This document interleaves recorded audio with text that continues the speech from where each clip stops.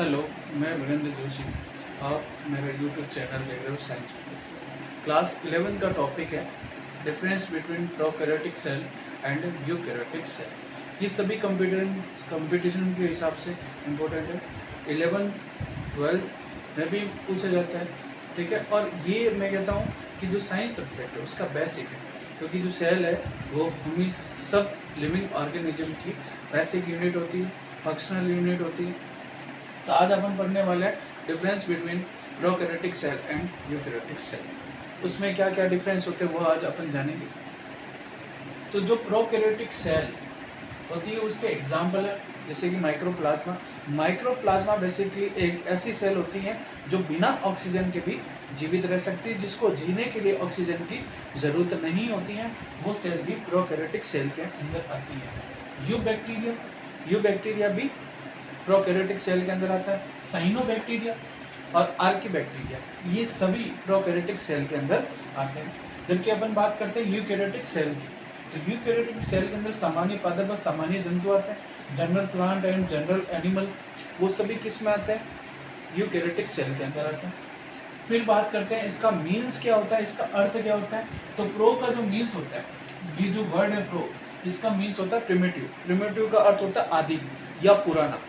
और इस कैरियन का अर्थ या कैरियोटिक का अर्थ, कैरियोटिक जो बेसिकली जो शब्द है वो कैरियन से मिलकर बना है। तो जो कैरियन होता है वो उसका जो अर्थ होता है वो न्यूक्लियस होता है। यानी अपन ये कह सकते हैं कि जो प्रोकैरियोटिक सेल है उस प्रोकैरियोटिक सेल के अंदर जो न्यूक्लियस है वो क्या है? पुराना।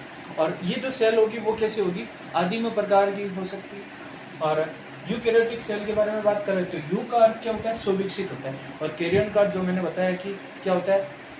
न्यूक्लियस होता है। तो इसके अंदर यूकैरियोटिक सेल के अंदर क्या होता है? सुविकसित न्यूक्लियस पाया जाता है, यानी सुविकसित केंद्रक पाया जाता है। जबकि प्रोकैरियोटिक के अंदर सुविकसित केंद्रक प्रेजेंट नहीं होता है। इसके कारण इसको अपन आदिम या प्रिमिटिव टाइप्स की सेल कहते हैं, ठीक है। थर्ड मेजर डिफरेंस इसका है कि इसकी जो साइज है वो सूक्ष्मदर्शी की मतलब बहुत सूक्ष्म होती है, जिसको अपन नग्न आंखों से देख नहीं सकते, ठीक है। और इसके बारे में बात करते हैं यूकैरियोटिक सेल की, तो सूक्ष्मदर्शी व नग्न आंखों से देखने वाली। सूक्ष्मदर्शी है लेकिन अपन उसको नग्न आंखों से भी देख सकते हैं, जबकि ये सूक्ष्मदर्शी होती है जिसकी साइज बहुत छोटी होती है। या अपन ये कह सकते हैं प्रोकैरियोटिक जो सेल्स होती है उसकी साइज बिल्कुल छोटी होती है, जबकि यूकैरियोटिक सेल की जो साइज होती है वो बड़ी होती है। और चौथा मेजर डिफरेंस है कैप्सूल का। तो कुछ के अंदर अपन प्रोकैरियोटिक सेल के बारे में बात करें तो प्रोकैरियोटिक सेल के कुछ पार्ट के अंदर कैप्सूल प्रेजेंट होता है, ठीक है, और कुछ के अंदर एब्सेंट होता है। जिसके अंदर प्रेजेंट होता है वो है बैक्टीरिया, जबकि जिसके अंदर एब्सेंट होता है वो है माइक्रोप्लाज्मा। और यूकैरियोटिक सेल के बारे में बात करें तो यूकैरियोटिक सेल चाहे वो एनिमल सेल हो चाहे प्लांट सेल हो, उन दोनों के अंदर जो कैप्सूल होगा वो एब्सेंट।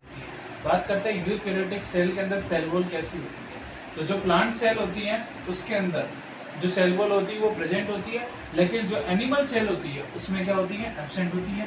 फिर बात करते हैं सेल वॉल ऑर्गेनाइजेशन की। यानी सेल वॉल ऑर्गेनाइजेशन का मतलब ये है कि सेल वॉल किस से मिलकर बनी होती है। तो बात करते हैं प्रोकैरियोटिक सेल की। तो प्रोकैरियोटिक सेल के अंदर जो सेल वॉल का जो ऑर्गेनाइजेशन होता है वो म्यूकोपेप्टाइड का बना होता है, ठीक है। और जो यूकैरियोटिक सेल होती है उसमें जो सेल वॉल का जो ऑर्गेनाइजेशन होता है वो प्लांट सेल में तो पेक्टो सेलुलोज का बना होता है। फिर बात करते हैं सेल ऑर्गन की।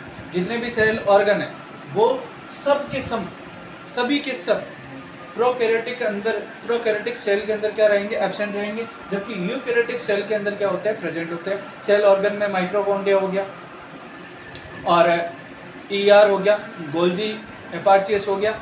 ये जितने भी जो सेल ऑर्गन होंगे, लाइसोसोम हो गया, ये सारे क्या होंगे? इसमें तो एब्सेंट रहेंगे और इसमें क्या रहेंगे? प्रेजेंट रहेंगे। यानी प्रोकैरियोटिक में तो एब्सेंट होते हैं और यूकैरियोटिक के अंदर प्रेजेंट होते हैं।